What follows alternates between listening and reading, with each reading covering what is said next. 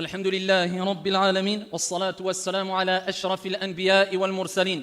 Vous l'avez compris mes chers frères et sœurs, malheureusement, avec le plus grand des regrets, le fait de dénigrer, le fait de rabaisser, le fait de critiquer, le fait d'humilier, le fait d'être grossier et le fait de vouloir faire du mal aux gens avec sa langue est devenu monnaie courante. C'est devenu une chose banalisée. Où sont ceux qui réfléchissent lorsqu'ils commettent ces actes abominables, détestés par Allah Jalla wa Ala et son prophète Mohammed alayhi salatu wassalam? Depuis quand l'islam appelle à scandaliser, à dévoiler les défauts, à humilier, à rabaisser, à critiquer ne serait-ce que le physique d'une personne, peu importe qui est cette personne, peu importe sa couleur, peu importe sa conviction, peu importe sa religion. Depuis quand l'islam appelle cela? Ayyuhal ahibba, celui qui prétend cela, c'est qu'il a mal compris les textes religieux, ou disons simplement il a mal compris cette religion qui est l'islam. Mes chers frères et sœurs, il faut savoir que le prophète alayhi salatu wassalam, on a parlé de ce sujet il y a plus de 14 siècles. Et notre Seigneur tabaraka wa ta'ala a parlé de façon explicite du danger ici d'utiliser à mauvais escient sa langue al-lisan. Et c'est pour ça qu'Ibn Mas'ud, radiyallahu anhu wa arda, ce grand compagnon disait, il n'y a rien sur la surface de la terre qui mérite le plus d'être emprisonné si ce n'est al-lisan, la langue. Il faut savoir une chose, que celui qui souhaite, et nous le souhaitons toutes et tous, avoir un cœur droit, avoir une foi droite, être lui-même sur al-istiqama, la droiture, eh bien il est impératif pour lui de réformer sa langue, d'utiliser sa langue à bon escient et de ne pas faire partie des personnes qui ont pour habitude d'insulter, d'être grossiers, de dénigrer, de scandaliser, de critiquer, d'humilier. Ce n'est pas possible, c'est incompatible. La preuve de cela, le hadith rapporté par l'imam Ahmad, bisanadin sahih, le prophète alayhi afdalus salati wa azka taslim a dit, la foi du croyant, al-iman, imanul mu'min, la foi du croyant, et on souhaite toutes et tous préserver notre foi, la foi du croyant ne sera sur la droiture tant que son cœur ne sera pas sur la droiture.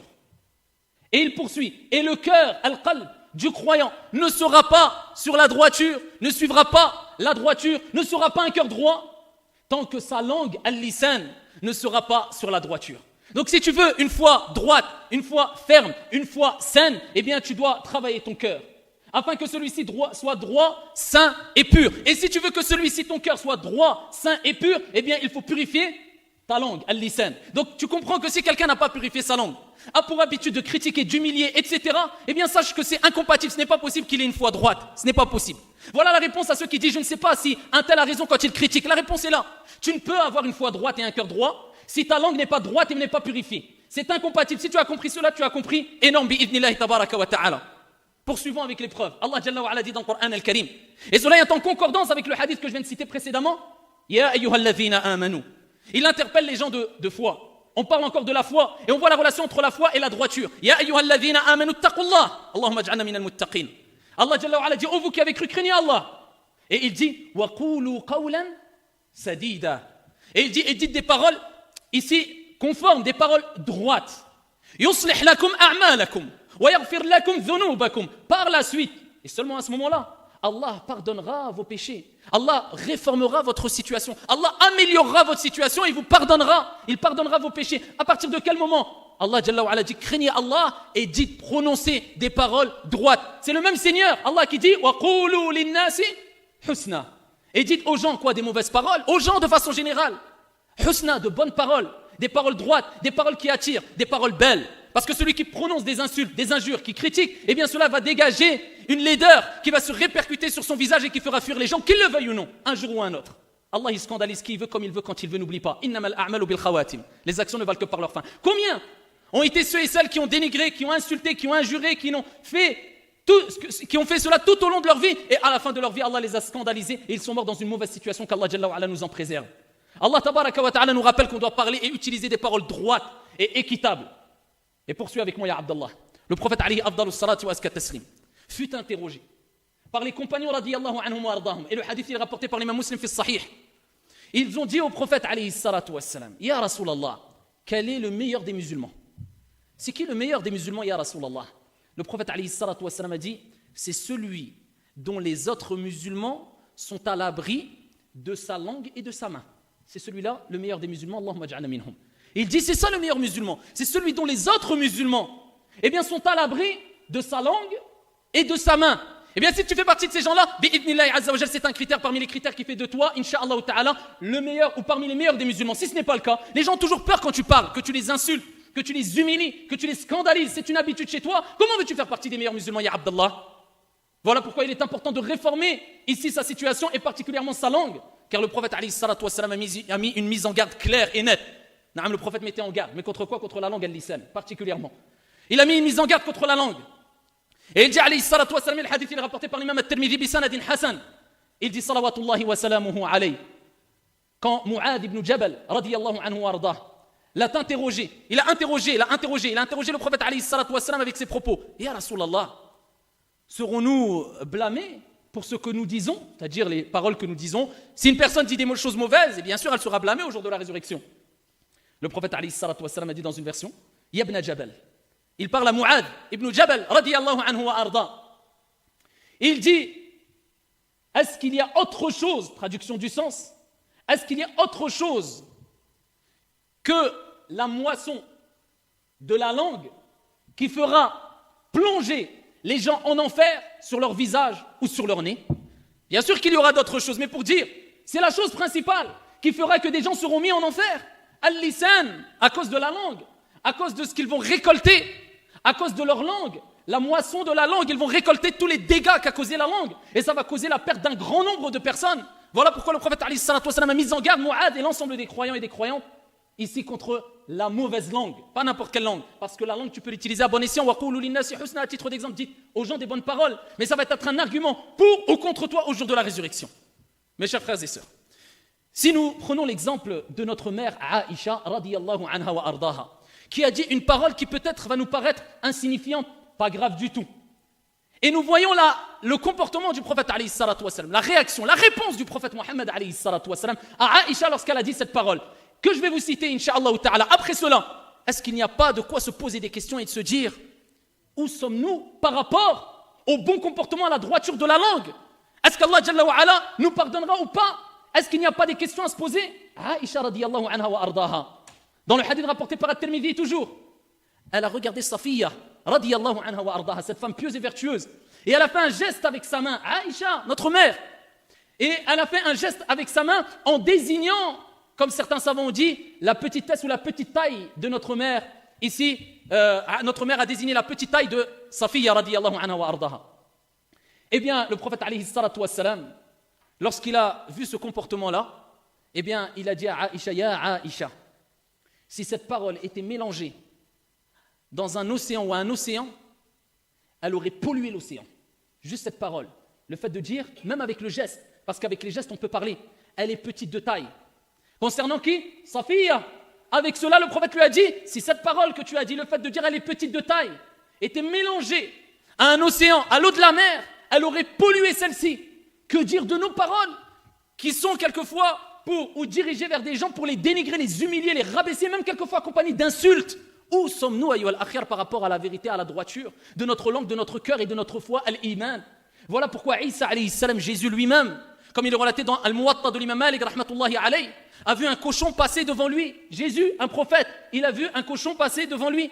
Il lui a parlé au cochon, à l'animal, et il lui a dit, va-t'en, passe en paix, bisalam, en paix. Les compagnons de Isa alayhi salam, pris d'étonnement, ont dit à Isa, ici tu t'adresses à un animal de la sorte? Isa alayhi salam a dit, je crains que ma langue s'habitue à la prononciation de mauvaises paroles. Et il a eu peur de parler mal à un cochon. Il ne voulait pas parler mal à un cochon. Il a apporté des paroles douces, ou il a proclamé des paroles douces, de paix, de respect à un cochon, par crainte d'habituer sa langue à prononcer des mauvaises paroles au jour où nous, on parle à des êtres humains en les insultant et les dénigrant, et quelquefois au nom de l'islam. Wala hawla wala quwwata illa billah. Et c'est pour ça qu'Allah Jalla wa Ala a dit vrai lorsqu'il dit Ya ayyuhalladhina amanu la yaskhar qawmun min qawmin asa an yakunu khayra minhum. Oh vous qui avez cru qu'un groupe de gens ne se moque pas, ne se raille pas d'un autre groupe, peut-être que l'autre groupe est meilleur qu'eux, et qu'un groupe de femmes ne se raille pas d'un autre groupe de femmes, peut-être que celles-ci sont meilleures qu'elles. Wala tanabazu. Allah Jalla wa Ala a interdit aussi de s'injurier, de se dénigrer et de s'envoyer des sobriquets mauvais, injurieux, rabaissants. Et plus loin, Allah Azza wa Jal dit وَمَنْ لَمْ يَتُبْ فَأُولَٰئِكَ هُمُ الظَّالِمُونَ. Et celui qui ne se repent pas, ce sont ceux-là les injustes. Parmi les mauvaises paroles qu'on peut prononcer avec notre langue, ayyuhal ahibba, ce n'est autre que ce qu'on connaît par le terme ou les termes, les gros mots, les insultes, être vulgaire. Et tout cela est devenu monnaie courante, est devenu quelque chose de banal malheureusement. Il y a des gens, ils n'arrivent même plus à aligner une seule phrase sans dire un gros mot ou une insulte. Je ne parle pas de celui qui insulte autrui, je parle de celui juste simplement quand il parle, il dit des gros mots. Tous les 2 secondes, il y a un gros mot. Il te fait mal aux oreilles. Et ça, c'est devenu banal chez des gens. Maintenant, même il y a des parents qui disent des gros mots toute la journée, à longueur de journée, devant leurs enfants. C'est devenu banal, hein, que ce soit chez les musulmans et les non-musulmans, particulièrement chez les musulmans. Là, je m'adresse ici des musulmans. Ici, il y a des enfants qui maintenant insultent ou disent des gros mots. Ça peut choquer plus d'un, mais par contre, les parents, bon, c'est pas grave, c'est un petit gros mot, c'est quelque chose, c'est pas trop grave.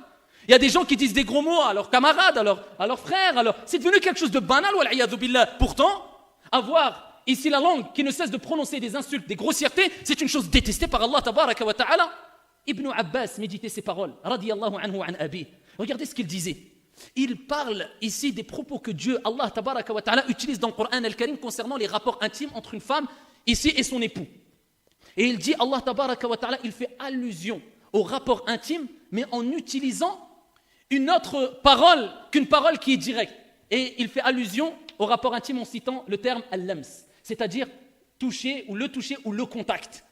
Et il dit avant cela, Allah est pudique et généreux et il pardonne. Regardez la pudeur qu'Allah tabaraka wa ta'ala a. Au lieu de parler directement de la chose avec des termes qui pourraient être forts quelquefois, expressifs, eh bien il utilise des allusions. Et il dit, Ibn Abbas radiyallahu anhu an abih, eh bien si une personne utilise des paroles trop expressives quelquefois pour désigner des choses, il peut tomber dans ce qu'on appelle la grossièreté.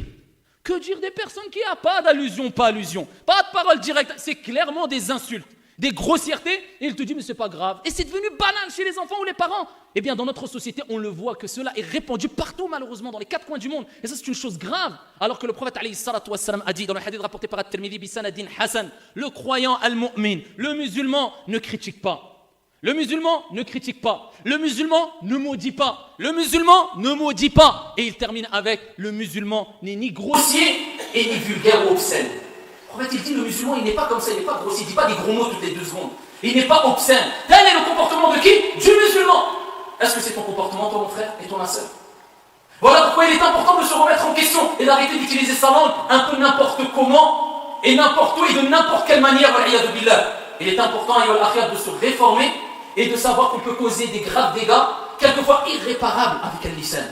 Et c'est pour ça que le prophète a mis en garde sur le fait d'insulter, mais là je ne parle pas d'insulter simplement, insulter autrui, insulter un croyant, insulter un musulman à titre d'exemple. Et il est interdit d'insulter n'importe quelle personne, peu importe sa confession. Mais là, je cite certains exemples de textes, et là on voit celui qui insulte le croyant est considéré comment par le prophète? Fasiq, pervers. Rapporté par Al-Bukhari wa Muslim, fi sahihayn, il dit alayhi salatu wassalam, sibabul muslim fusuq wa qitaluhu kufr. Et il dit le fait d'insulter le musulman, c'est de la perversion. C'est-à-dire que celui qui prend pour habitude d'insulter, de dénigrer, d'humilier, sachez que c'est un pervers. Et ne peut pas être autre chose qu'un pervers. Comment ça, celui qui va vouloir rabaisser les gens de jour comme de nuit, avec ce que je vous ai cité brièvement comme texte, on va dire que c'est un homme pieux, vertueux, qui est sur la vérité? Impossible. De plus, un message à ceux et celles aussi qui ont l'impression qu'eux sont, masha'Allah, infaillibles. Et que toutes celles et ceux qui font une erreur, on se doit de les scandaliser. Le prophète alayhi salatu wassalam nous a rappelé qu'ils sont dans l'erreur totale. Rapporté par l'imam At-Tirmidhi, bisanadin Hassan, le prophète alayhi afdalus salatu wa taslim nous met en garde et nous rappelle que si tu suis les défauts de ton frère et tu veux le scandaliser, ne t'inquiète pas, le puissant, le majestueux s'occupera de ton cas. Il dit alayhi salatu wassalam, celui qui suit les défauts de son frère, Allah tabaraka wa ta'ala, Dieu notre Seigneur, suivra ses défauts. Et celui dont Allah jalla wa ala suit ses défauts, Allah tabaraka wa ta'ala le scandalisera, même s'il fait une chose alors qu'il est seul chez lui, ou dit si tu veux, même s'il se retrouve seul chez lui, wal'iyadhu billah. Et voilà pourquoi Fudayl ibn Iyad, rahimahullahu ta'ala, rahmatan wasi'a, disait, le croyant al-mu'min cache les défauts et il conseille. Tandis que le pervers dévoile les erreurs et les cite et les mentionne et critique ouvertement. Voilà les critères du croyant pieux et vertueux. Et voilà les critères du pervers égaré qu'Allah Jalla wa Ala nous en préserve. هذا وصلوا وسلموا رحمكم الله على نبي المختار كما أمركم بذلك جل وعلا حينما قال إن الله وملائكته يصلون على النبي